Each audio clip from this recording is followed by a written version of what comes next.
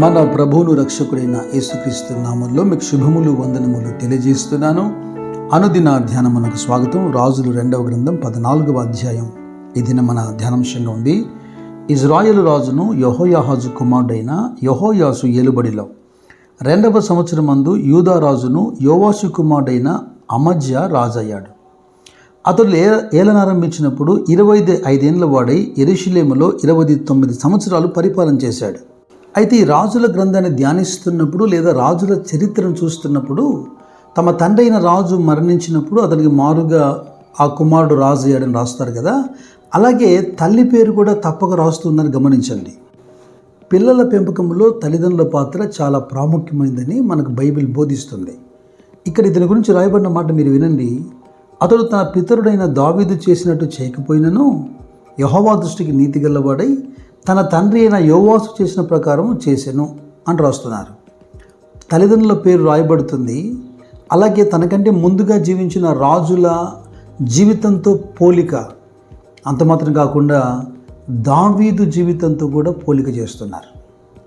ఒక తల్లి తండ్రి తాము జీవిస్తున్నటువంటి జీవితానికి భక్తికి మించి తమ పిల్లలకి వాళ్ళు బోధించే అవకాశం లేదు.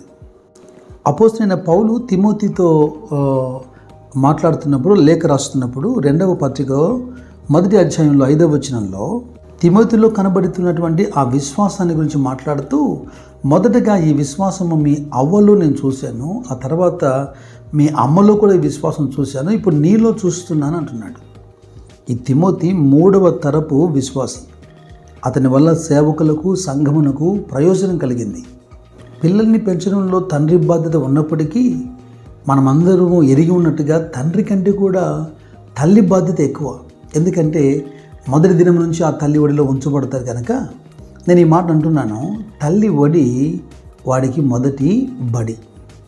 సామెతల గ్రంథం 1వ అధ్యాయం 8వ వచనం మనం చదివినప్పుడు తల్లి యొక్క ఉపదేశాన్ని తృణీకరించొద్దు అని హెచ్చరిక చేసినట్టుగా రాయబడి ఉంటుంది. కానీ మనం ఈ విధంగా మాట్లాడుకుంటే నీ తల్లి చెప్పు బోధ అంటున్నారు కనుక ప్రతి తల్లి పిల్లలకు బోధ చేసేదిగా ఉండాలి.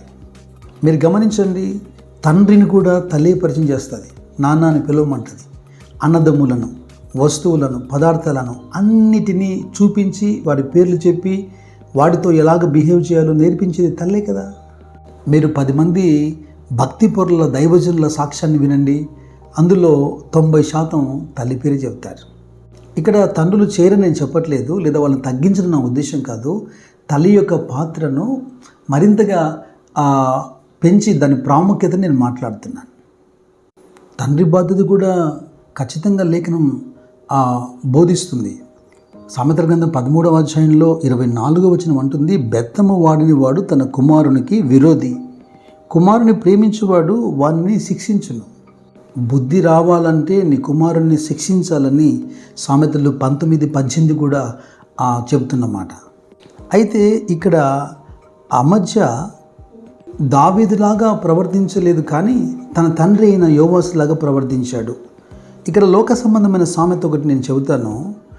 సాధారణంగా మనం అంటూ ఉంటాం కదా, గుడ్డి కన్నా మెల్ల మేలు అని. ఈ మాట లోకంలో సరిపోతుందేమో కానీ దేవుని ఎదుట ఇది సరిపోతుందా మీరు చెప్పండి. అందుకే భక్తి సాధన చేస్తూ ఉండాలి, అది నానాటికి పెరుగుతూ ఉండాలి, కానీ తరగకూడదు. అమజ్యాతో పాటు మరికొందరి రాజుల్ని మనం చూసినా కూడా గత పాఠంలో కూడా దేవుని యందు భయభక్తులు కలిగి ఉన్నప్పటికీ ఉన్నత స్థలాల్ని వాళ్ళు కొట్టివేయలేకపోయారు. నేను ఆలోచిస్తున్నాను, సౌలు లాంటి మనసు వీరిలో ఉందేమో, రాజకీయ సంబంధమైన ఆలోచన కూడా వారిలో ఉందేమో. ఎందుకంటే ప్రజల్ని పూర్తిగా ఆటంకపరుస్తే రాజకీయంగా వారికి ఏమైనా ఇబ్బంది కలుగుతుందేమో, రాజును తృణీకరిస్తారేమో, ప్రజల నుంచి వ్యతిరేకత మొదలై తమ సింహాసనాన్ని పోగొట్టుకుంటారన్న ఆలోచన కూడా ఉండి ఉండవచ్చు.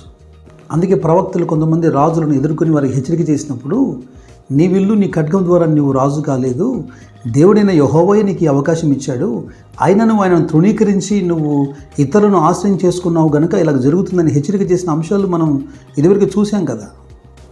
మనం ఎప్పటికీ యాకోబు పత్రిక ద్వారా హెచ్చరిక చేయబడుతూనే ఉన్నాం.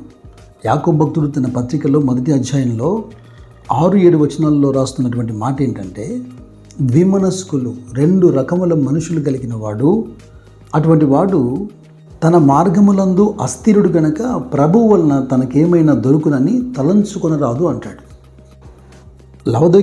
లవదీకలో ఉన్నటువంటి సంఘము ఎందుకని కఠినమైన మాటలు వినాల్సి వచ్చింది? నీ క్రియలను నేను ఎరుగుదును అంటున్నాడు. నీవు చల్లగానైనను వెచ్చగానైనను లేవు. నీవు చల్లగానైనను వెచ్చగానైనను ఉండిన మేలు. నీవు వెచ్చగానైనను చల్లగానైనను ఉండక నులివెచ్చగా ఉన్నావు గనుక నేను నిన్ను నా నోటి నుండి ఉమ్మివేయ ఉద్దేశించుచున్నాను. అయితే ఈ అధ్యాయంలో అమధ్య చేసినటువంటి మరొక కార్యాన్ని మనం చూద్దాం. రాజ్యమందు తాను స్థాపించబడిన తర్వాత తన తండ్రిని చంపినటువంటి సేవకులందరినీ అతడు హతం చేశాడట. అయితే వారి కుమారులను మాత్రం చంపలేదు. ఇది అతనిలో కనబడినటువంటి ధర్మశాస్త్ర సంబంధమైన నీతి. ఎందుకంటే కుమారుల దోషమును బట్టి తండ్రులను శిక్షించకూడదు, తండ్రుల దోషమును బట్టి కుమారులకు శిక్ష వేయకూడదు. ఎవని పాపము నిమిత్తము వాడే మరణశిక్షను ఉండాలని మోషే చెప్పిన ప్రకారము ఇతడు దాన్ని అనుసరించాడు. మరియు ఇతడు చేసినటువంటి యుద్ధాల్లో ఆ ఉప్పు లోయలో యుద్ధం చేసి ఎదోమీలను 10,000 మందిని హతం చేశాడు. అయితే ఖడ్గము ఎప్పుడూ మనకి అనుకూలంగా ఉంటుంది అనుకోవడం మోసం కదా. ఇతడు చేసిన పొరపాటు చూడండి. అమజ్యా ఏం చేస్తున్నాడంటే ఇజ్రాయెల్ రాజైన యెహూకు పుట్టిన యెహోయాజు కుమారుడైన యెహోయాషునద్దకు దూతల్ని పంపుతూ మనిద్దరము ఒకరినొకరు మనం కలవాలి రమ్మని ఆహ్వానం ఇస్తున్నాడు. అయితే అందుకు బదులుగా ఇజ్రాయెల్ రాజు, నీవు ఎదోమీలను హతం చేసినందున నీ హృదయమందు అతిశయపడుతున్నావు. ఇప్పుడు నీ నగరందు నీవుండి నీకున్న ఘనతను బట్టి నీవు అతిశయపడము. నీవు మాత్రమే కాక నీతో కూడా ఉన్న యూదా వారు కూడా కూలునట్లుగా నీవెందుకు అపాయములో దిగుదు అని జవాబు పంపించాడు. ఉప్పులోయలో తాను 10,000 మందిని చంపినటువంటి ఆ ఉత్సాహంలో ఉన్నాడు గనక వినడలక యుద్ధానికి బయలుదేరాడు. ఈ యుద్ధంలో ఆ యూదా వారు ఇజ్రాయెల్ ఎదుట నిలవలేక పారిపోయారు. రాజు కూడా పడ్డపడ్డాడు. యెరూషలేములో అతని మీద కుట్ర చేయగా అతడు లాకీషు పట్టణానికి పారిపోయినట్టుగా మనుషులను లాకీషుకు పంపి అతన్ని చంపి గుర్రం మీద శవాన్ని తెచ్చి దావీదుపురం ముందు అతన్ని పాతిపెట్టారు. ఇతడు కూడా చివరికి కుట్ర చేయబడి చంపబడ్డాడు. సామెతల గ్రంథం 16వ అధ్యాయం 18వ వచనం అంటుంది, నాశనానికి ముందు గర్వం నడుస్తుందని. కనుక తల్లిదండ్రులైన వారు కేవలము స్వాస్థ్యము మాత్రమే అడిగి పొందుకొని స్వాస్థ్యమును బట్టి సంతోషించక ఆ స్వాస్థ్యమును ఎలాగ తిరిగి దేవునికి అప్పగించాలి, భయభక్తులు ఎలాగ పెంచాలని కూడా మనం బాధ్యత కలిగి ఉండాలి. మనం కూడా అమధ్యలాగా లేదా ఇతరుల రాజుల్లాగా అరకొర భక్తి సరిపోదని ఏదో మందిరానికి వెళ్తున్నాం, వస్తున్నాం, అర్పణలు అర్పిస్తున్నాం అన్నట్టు కాకుండా క్రీస్తు యొక్క స్వరూపము మనలో ఏర్పడినట్లుగా ప్రభు యొక్క మహిమను ప్రతిఫలింపజేయచ్చు, మహిమను పొందుచు ప్రభువుకు ఆత్మ ద్వారా ఆ పోలికగా మార్చబడాలి. ప్రభువును శాశ్వతమైన ప్రేమతో ప్రేమించు వారందరికీ కృప కలుగునుగాక. God bless you.